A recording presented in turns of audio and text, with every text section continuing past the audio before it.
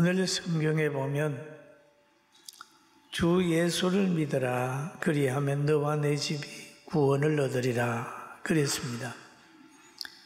바로 예수님과 구원과 예수님, 또 구원과 기쁨, 다 한 길로 쭉 연결이 되어 있어요.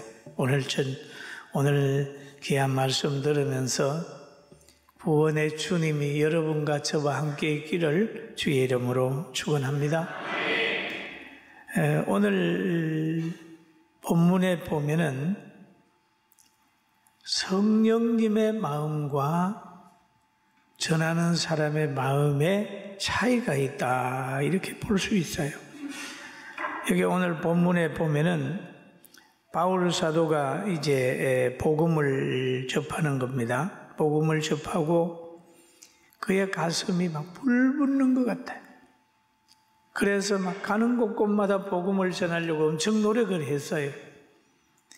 그래서 어느 날 바울이 내가 아세아에서부터 복음을 전해야 되겠다라고 하는 생각을 가지고 복음 전하기를 시작을 했어요.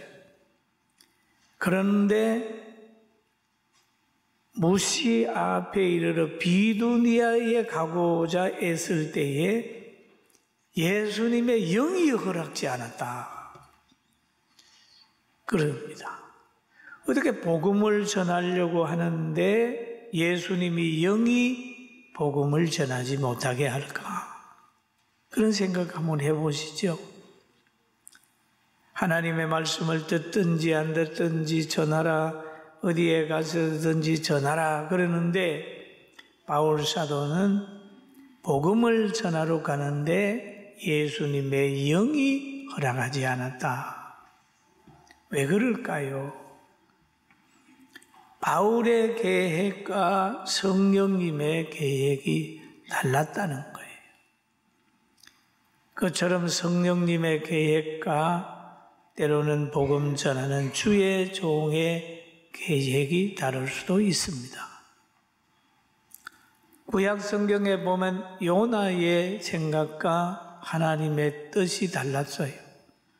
하나님의 뜻은 니느웨로 가는 건데 요나의 생각은 육은 니느웨로 안 가려고 그랬어요. 이런 거 있듯이 바울 사도는 아세아에 가서 복음을 전하려고 하는데 성령이 막았습니다. 왜 그럴까요? 하나님의 뜻은 마게도니아에부터 복음을 전하는 것이기 때문에 성령이 막았다는 거예요.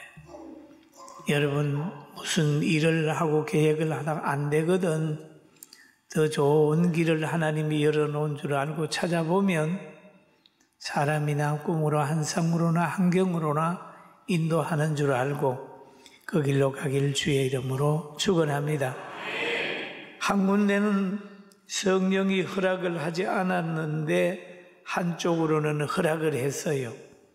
요한복음 16장 10절에 보니까 바울이 그 한상을 보았을 때 우리가 곧 마게도니아로 떠나기를 힘쓰니 이는 하나님이 저 사람들에게 복음 전하라고 우리를 부르신 줄로 인정함이라.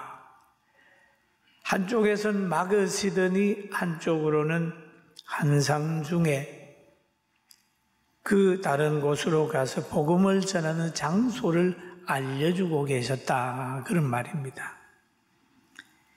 한상 중에 바울이 복음 전할 장소를 알게 되고 또 바울 사도는 마게도니아 첫 성인 빌립보로 가게 되는 겁니다.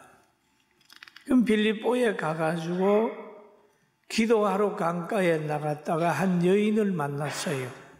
그 여인은 자조장사 루디아입니다. 복음을 전하니까 그 여인이 마음을 열었어요. 그가 예수를 믿었어요. 그래가지고 바울을 강건하여 자기 집에 들어오게 하고 잘 대접했습니다. 그래서 빌립보에서 복음을 계속해서 전하는데 어느 날 귀신 들린 여인이 바울 뒤를 따르게 되는 겁니다. 그 귀신은 저 많은 귀신이에요. 그는 많은 사람 앞에서 바울을 향하여 소리칩니다. 이 사람들은 제각기 높은 하나님의 종으로서 구원의 길을 너희에게 전하는 자라. 귀신이 아주 귀신같이 알았어요. 잘 알아맞혔어요. 구원의 길을 너희에게 전하는 것이라. 그러면서도 귀신은 믿을 수가 없어요.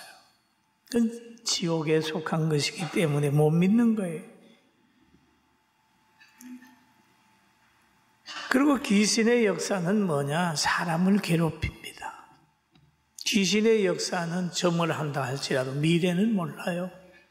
가금은 아는 거예요. 사람을 힘들게 하고 교회를 박해하고 거짓말하는 존재입니다.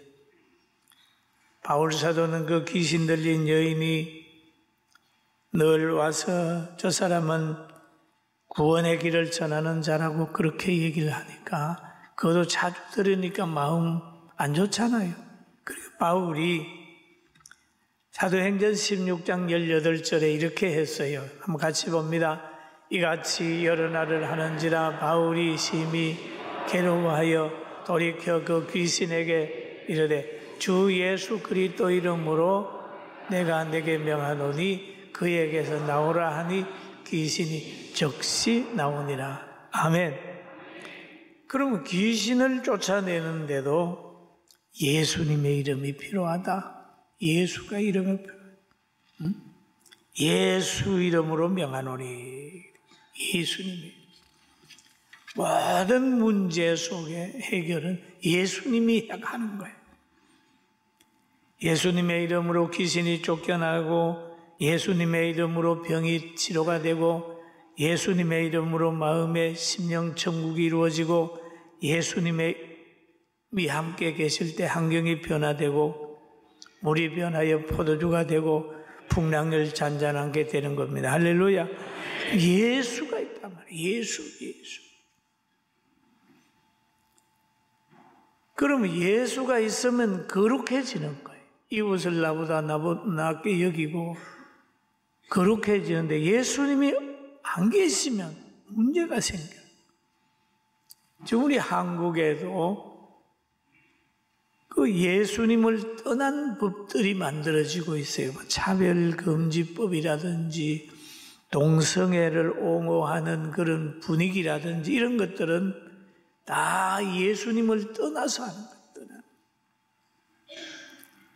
하나님이 남자와 여자를 창조해서 부부가 되게 하고 부부가 되어서 생육하고 번성해서 이 땅에 충만하게 만드는 그런 계획이 있는데 동성애 남자끼리 여자끼리 해버리면 하나님의 창조의 원리를 깨는 거예요. 그거는 귀신의 역사예요.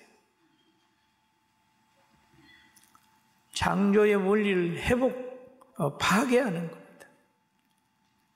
이제 우리는 예수님의 이름으로 환경을 이기고 악한 사람을 이기고 어떤 환경 속에서도 승리하게 되기를 주의 이름으로 축원합니다. 여러분, 우리는 공산주의하고 기독교는 죽기 살기입니다. 그가 안 죽으면 우리 기독교가 죽어야 돼. 왜? 종교가 아편이라고 하는 사람들이 주장을 해버리면 불교인들 나만 하겠어요? 가톨릭이들 나만 하겠어요? 기독교인들 나만 하지 않습니다. 양보가 없는 거예요. 다른 데는 다 양보해도 사상적인 공산주의나 사회주의하고는 절대 양보하면 안 돼요. 할렐루야. 죽기 살기입니다. 그래서 이 모든 걸 이기는 것은 뭐냐면 예수님의 이름으로만 이기는 거예요. 예수님의 이름으로 승리를 얻고 예수님의 이름으로 어디든지 가게 되면 하나님이 함께하고 예수님의 이름으로 귀신을 쫓아내고 그러는 거예요. 바울 사도가 귀신을 쫓아내므로 인하여 박해가 시작이 되는 거예요. 이 여인에게 임한 귀신은 점하는 귀신입니다. 점하는 귀신은 점을 해주게 되면은 거기에 다른 사람으로부터 돈을 받는 거예요. 그러면 그 돈을 챙기는 주인이 있어요.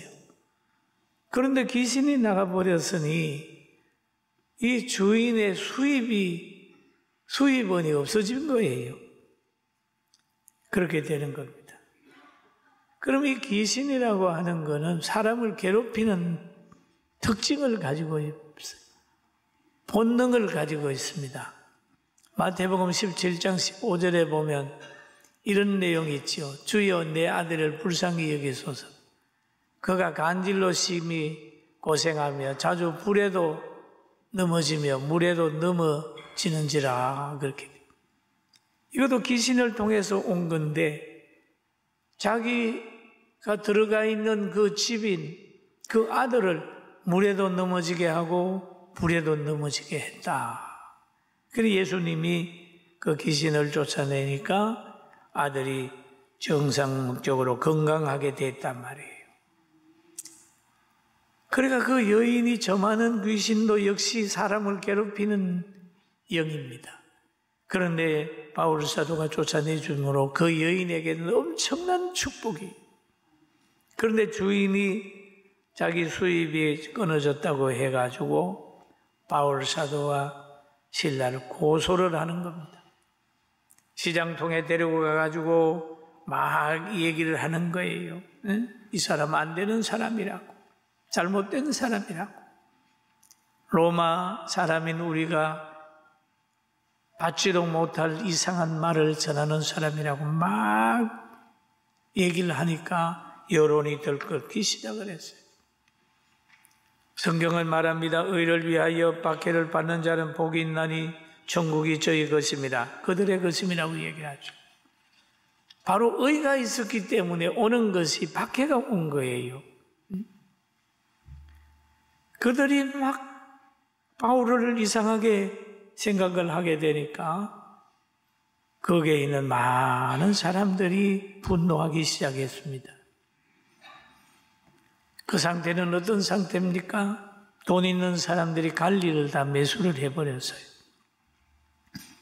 그러니까 그 관리들은 바울의 말도 들어보지 않고 돈 있는 그 사람의 말만 듣고 바울과 실라를 데리고 가가지고 심히 때렸습니다. 그의 제명을 가만히 보면 20절에 그러잖아요. 상관들 앞에 데리고 가서 말하되 이 사람들이 유대인인데 우리 성을 심히 요란케 하여. 그렇게 얘기합니다. 여기 유대인이라고 하는 말을 강조를 한 걸 보면 그 당시에 그 지역에서는 유대인들을 천하게 여기는 문화가 있었습니다. 유대인이니까 아마 천하게. 그 다음에 보게 되면 21절에 로마 사람인 이렇게 얘기합니다. 그 로마 사람들은 그 당시에 굉장히 우월한 사람으로 그렇게 평가받았습니다. 우리 세계에도 보세요. 어떤 여건을 가지고 있으면 그 나라에서 더 환영을 하게 되고 어떤 여건을 가지고 있으면 좀 낮게 보고 그러잖아요. 우리 가까운 나라에 우리나라 여건을 가지고 있는 사람은 가서 몇 사람이 돌아오지도 못하고 지금 몇 년 동안 고생하고 있어요. 그러나 저 미국 여건을 가지고 간 사람들은 미국 사람들이 와서 데리고 감으로 인하여 다 노임을 받았잖아요. 그러면 인종도 소속에 의해서 대우가 다를 수 있는데 여기에는 바울을 얘기를 유대인인데 이렇게 자기들을 얘기하여 로마 사람인 우리도 받지 못하고 행하지도 못할 풍속을 전한다 하거늘. 그 말을 들은 무리가 16장 22절에 와가지고 이렇게 반응합니다. 무리가 일제히 일어나. 이런 무리는 뭡니까? 파도와 같은 무리예요. 말의 진실을 가르려고 하지 않고 누가 하나 주장을 하게 되면 와 하고 하는 그런 사람들이죠. 고발하여 상관들이 옷을 찢어 벗기고 매로 치라 하여 일제히 일어나 고발하니 이 인민재판이에요. 일제히 일어나서 뭐 이슬이 잘못했다고 무리가 일제히 일어나서 소리 지르고 장관들이 또 그를 데리다가 치는 거예요. 여론재판 악한 자의 선동에 의해서 바울과 실라는 무리로부터 외면을 당했습니다. 여러분, 그때뿐만 아니라 오늘날도 마찬가지입니다. 어떤 청년이 그럽니다. 교회 나와라 그러니까 저는 교회 싫어요. 왜? 그냥 싫어요. 왜 그냥 싫을까요? 그는 교회를 한 번도 안 와보고 성경도 한 번도 안 읽어보고 믿는 사람 만나보지도 않고 그냥 싫다는 것은 이거는 좀 문제가 있지 않습니까? 또 어떤 사람을 얘기하기를 막 나쁘다고 얘기를 했는데 물어보는 그분 몇 분이나 만나봤습니까? 물어보면 한 번도 안 만났대요. 한 번도 안 만난 사람을 왜 자꾸 나쁘다고 그래요? 다른 사람의 말을 들으니까 그 사람이 나쁘다 그러더라. 이런 사람들이 참 많습니다. 바울과 실라의 제명도 모르는 그들은 자기의 저 많은 귀신 들린 사람으로 통해서 수입을 얻지 못하게 되는 귀신을 쫓아낸 그걸로 인하여 말을 만들어낸 그 말을 듣고 무리가 이렇게 하는 그렇게 됐다. 사랑하는 성도 여러분, 여러분은 여론에 좌우되지 말고 확실한 일에만 마음 두기를 주의 이름으로 축원합니다. 하나님의 말씀 외에 우리가 온전한 유수는 없어요. 변하니까요, 세상이. 성경에 보면 돈을 사랑하며 일만하게 뿌리가 되나니 이것을 탐하는 자들은 미혹을 받아 믿음에서 떠나 많은 근심으로 자기를 찔렀도다. 돈 중심으로 움직이면 잘못하면 실수할 수밖에 없습니다. 이 공권력도 마찬가지예요. 돈 때문에 억울한 사람을 만들어내는 거예요. 공의를 잊어버린 공권력에 의해서 바울 사도가 고통을 당하는 겁니다. 늘 국민을 보호해야 되는 게 공권력 아니겠어요? 선한 사람을 보호하고 악한 사람을 벌하는 게 공권력입니다. 국민의 세금을 가지고 나라가 운영이 되잖아요. 그때나 지금이나 마찬가지입니다. 모든 권력은 국민으로부터 나오는 거예요. 이것이 진정한 민주주의라고요.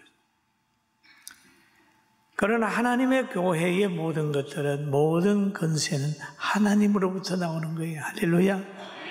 하나님으로부터 나오는 것이고 예수님으로부터 나오는 것이고 성령의 감동으로 이루어지는 거예요. 그러나 독재자들은 사람들을 부리면서 누리는 거죠. 그러나 진정 사람을 사랑하는 것은 나보다 남을 낮게 여기고 그 사람의 행복을 위하여 노력하는 사람이 좋은 사람입니다. 할렐루야. 그래서 이 바울과 실라를 23절에 보니까 이런 말이죠. 많이 친 후에, 예수님 전하고 귀신 주다가 많이 맞았다는 얘기죠. 많이 맞은 후에 그 말이에요. 깊은 감옥에 갇히게 되고 갇힌 가운데서도 다리에 착고를 채이게 되는 거예요. 아주 중범죄로 되는 거죠. 이런 상황에서 바울은 어떤 생각을 했습니까? 여러분은 이런 상황이면 어떻게 마음가짐을 가지겠습니까? 저 같으면 이런 상황이라면 조금 화가 날 뻔한 상황입니다. 그러나 바울 사도는 이때 하신 것을 가만히 보면 기도했어요. 기도한 내용이 본문에 나옵니다. 그러나 바울 사도는 이때뿐만 아니라 고린도서에 보면은 많은 순환을 당했어요. 11장 24절에 고린도후서 보면 유대인들에게 40에서 하나 감한 매를 5번 맞았으며 5번 맞았다. 한 번만 맞아도 힘든데 5번씩이나 맞았다. 그 다음에 고린도후서 9장 11절에 보니까 바울은 이런 말을 했어요. 박해를 받아도 버림받지 아니하며 거꾸로 떨림을 당하여도 망하지 아니하고 우리가 항상 예수의 죽음을 몸에 짊어지면 예수의 생명이 또한 우리의 몸에 나타나게 하려 함이라. 우리가 살아있는 자가 항상 예수를 위하여 죽음에 능거며지면 예수의 생명이 또한 우리 죽을 육체에 나타나게 하려 함이라. 할렐루야. 얼마나 멋있어요. 박해를 받아도 버림받지 아니하며. 이 신앙 고백이에요. 여러분 아무리 어려움을 당해도 하나님은 여러분을 버리지 않습니다. 우리는 예수님을 생각하면서 한 해 동안 하나님이 우리에게 어떤 은혜를 주었는지 생각하고 다음 주간은 우리 추수감사절입니다. 하나님 한 해 동안 우리에게 주신 복을 헤아려 보면서 하나님 앞에 온전한 마음과 정성을 다 가지고 하나님을 잘 섬기게 되기를 주님의 이름으로 축원합니다. 축원합니다.